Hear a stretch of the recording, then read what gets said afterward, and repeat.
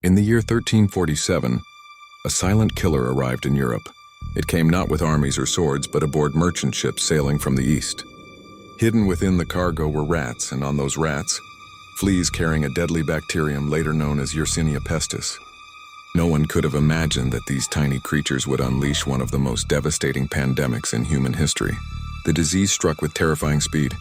Within days of infection, victims suffered from high fevers, vomiting, and painful black swellings, called buboes, that oozed blood and pus.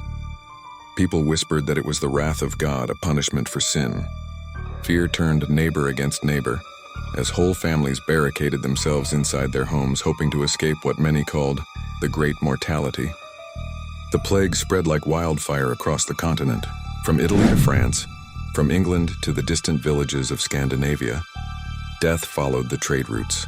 Entire towns were wiped out in weeks, streets filled with the sound of church bells and the cries of the dying. In some places, there were not enough living to bury the dead. Mass graves became the only option. By 1351, the Black Death had killed an estimated 200 million people, nearly half of Europe's population. It was more than a disease. It was an apocalypse that shattered medieval society. Crops rotted in the fields, trade collapsed, and faith in the church wavered. People turned to desperate measures, flagellants who whipped themselves in repentance and others who blamed outsiders or strangers for the plague's spread. Yet in the ashes of despair, the world began to change.